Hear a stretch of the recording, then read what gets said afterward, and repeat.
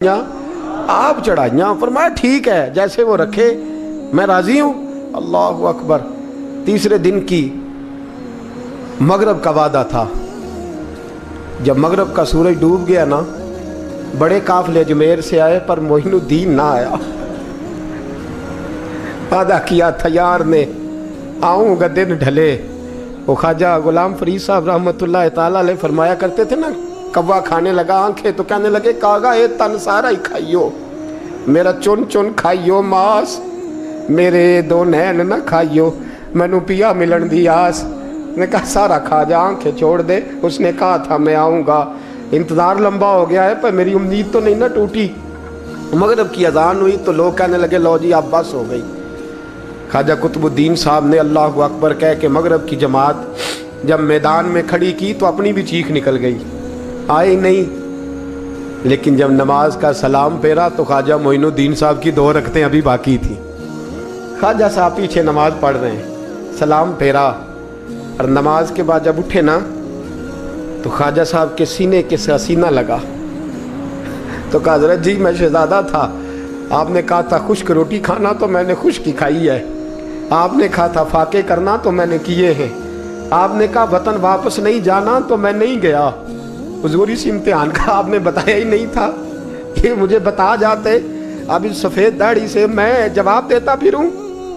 خواجہ معین الدین صاحب نے جھٹکا، پیچھے ہٹ، تو زیادہ عزت والا ہے کہ یوسف زیادہ عزت والا تھا؟ تو زیادہ مقام والا ہے کہ عائشہ زیادہ مقام والی تھی؟ چپ کر، یہ کوئی صوفیاء کا طریقہ ہے؟ چپ کر۔ عرض کی حضور غلطی ہو گئی، میں پہلے نہیں رویا، تو ملا ہے تو رویا ہو، میں پہلے نہیں تڑپا، میں نے شکوا نہیں، تو ملا ہے، اپنا ہی کو ملے تو دکھ یاد آتے ہیں نا۔ فرمایا چپ کر، جا سلطان سے کہہ دے سویرے نماز کے بعد عدالت لگا دے۔ سویرے جب عدالت لگی نا تو خواجہ معین الدین صاحب بازو پکڑا خواجہ قطب صاحب کا، نکلے تو دیکھا لائنیں لگی ہیں، مجمع لگا ہے، آنکھوں میں آنسو آ گئے۔ کہا حضور آپ کیوں روتے ہیں؟ فرمایا میرا دل تھا لوگ میرے کتب کی شان دیکھنے آئے، یہ کتنے بدبخت ہیں، میرے کتب کی رسوائی دیکھنے آئے، کتنے نالائق ہیں، رسوائی دیکھنے اتنے آئے ہیں، شان دیکھنے آتے ہی نہیں۔ اللہ اکبر۔ جب میدان لگا خواجہ صاحب پہنچے، عورت کو کہنے لگی اللہ سے ڈر جا، وقت تھوڑا ہے تو مر جائے گی، کہنے لگی مجھے داستانیں نہ سنائیں۔ قاضی صاحب سے کہنے لگے قاضی صاحب آپ حقیقت حال سے آگاہ ہیں، خیال کریں۔ کہنے لگے خواجہ صاحب دلیلیں نہ دیں، گواہ لائیں، واز نہ کریں۔ خواجہ صاحب رحمت اللہ علیہ کہنے لگے گواہوں کو بلاؤ۔ گواہ آئے تو خواجہ معین الدین صاحب نے نظر، تم ہو میرے کتب پر، میرے کتب کے جرم کے گواہ؟ ان کی زبانیں کانپنے لگی، ہاتھ کانپنے لگے، میں بولتے کیوں نہیں؟ جب ان کی نظریں جھکی تو بادشاہ کہنے لگا اگر اب تم نے گواہی نہ دی تو تمہیں میں مجرم بنا کے 80 کوڑے ماروں گا۔ کہنے لگا جی دیکھا ہے ہم نے تہجد کے وقت۔ جب سب گواہیاں پوری ہو گئی، عورت بھی تڑپ رہی ہے، رو رہی ہے، 2 مہینے کا بچہ گود میں ہے۔ اب بولیے، علماء ظواہر بھی کھڑے ہیں، حسد کرنے والے جلنے والے بھی کھڑے ہیں، ہندو تو ویسے ہی تالیاں بجا رہے ہیں۔ اجمیر کا بوڑھا، اور یہ آخری پھیرا تھا خواجہ معین الدین کا دلی میں، اس کے بعد ظاہراً دوبارہ نہیں آئے۔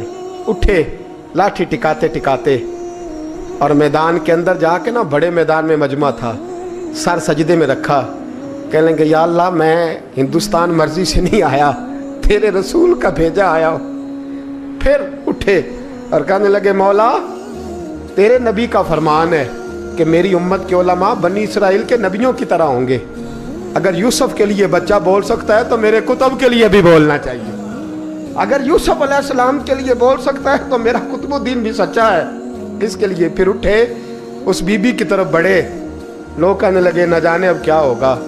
جب اجمیر کے بادشاہ نے، عطا رسول نے، ہند الولی نے، امام الاولیاء نے کپڑا کھینچا اور کہنے لگے وہ بچے تو جانتا ہے نا تیرا باپ کون ہے، 2 مہینے کا بچہ۔ جب نانا بولا تو بی بی کہنے لگی اب کیا کر رہے ہو، بچے بھی کبھی بولے ہیں؟ میں بی بی چپ کر، ان اللہ علی کل شیء قدیر، میں کمزور رب کا ماننے والا نہیں، قدرتوں والے رب کا ماننے والا ہوں، وہ چاہے تو بچے بھی بولتے ہیں۔ قرآن کہتا ہے حضرت عیسیٰ بولے تھے انی عبد اللہ آتانی الکتاب मरियम भी तो वली अल्लाह थी, वो नबी तो नहीं थी। अगर वली अल्लाह बनी इसराइल का हो बच्चा बोल सकता है, तो अगर वली अल्लाह मोहम्मद अरबी की उम्मत का हो तो बच्चा फिर भी बोल सकता है। यूं कपड़ा हटाया, बच्चा बोल। 2 महीने का बच्चा माँ की गोद में उठ के बैठ गया और बच्चा बोल के कहने लगा अस्सलामु अलैकुम या वलीउल्लाह। जब ये लफ्ज अदा किए तो नारे लगने लगे, लोग रोने लगे, बीबी बेहोश होके गिरी। फरमाने लगे मुझे सलाम ना कर, मेरे कुतुब की बात बता।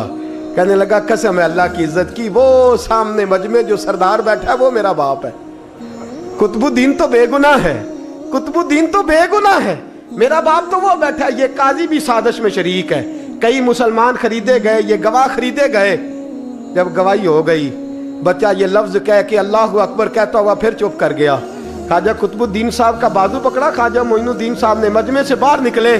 लोग कहने लगे हुजूर आप कुछ बोलते नहीं। फरमाने लगे जिसने बोलना था वो बोल चुका है, जिसने बोलना था वो, जो जादू वो जो सर चढ़ के बोले। फरमाया तुमने अफवाहों पे नजर रखी और मैंने अल्लाह की कुदरत पे नजर रखी। तुमने इसके किरदार को झंझोड़ा और मैंने इसके किरदार को तामीर किया। हजरत सुल्तान शमसुद्दीन तमश भी पीछे दौड़े, कहा हुजूर कहाँ ले जा रहे हो?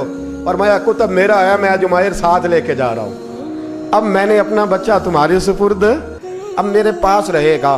तुमने सताया है मेरी औलाद को, अब ये मेरे पास रहेगा, मैंने नहीं तुम्हें देना। लोग राहें बिछा के, नजरें बिछा के बैठ गए, पाँव में गिर गए। कहने लगे हुजूर हमारे लिए नहीं, रसूलुल्लाह के दीन के लिए, हमारे लिए नहीं, तामीर शरीयत के लिए, अदाए सुन्नत के लिए छोड़ जाइए। ख्वाजा साहब कहने लगे कुतुबुद्दीन जा, तुझे छोड़ के जाता हूँ, अब कयामत तक कोई तेरी रुसवाई की जरूरत नहीं कर सकेगा। अजीज याद रख, ना अफवाहों पे लगा करें, ना किसी बरादरी, किसी कौम, किसी शख्स के बारे में ऐसी बातें। यहाँ तो लोग गड़ गड़ के चीज़ें लाते हैं, गड़ गड़ के चीज़ें लाते हैं, और जिनकी हैं तो उनके पास बड़े दलाइल हैं अपनी सफाई पेश करने के लिए। जो गुरबा मसाकीन होते हैं वो बेचारे अपनी इज्जत पर लगा हुआ दाग धो भी नहीं पाते। हम बड़ा लोगों पर धब्बा लगा के साबित कर गुजरते हैं और फिर सदियां गुजर जाती हैं। तेरी मेरी गुर्बत ने किया मुझको ज़माने में बदनाम, तेरी दौलत ने तेरे ऐब छुपा रखे हैं।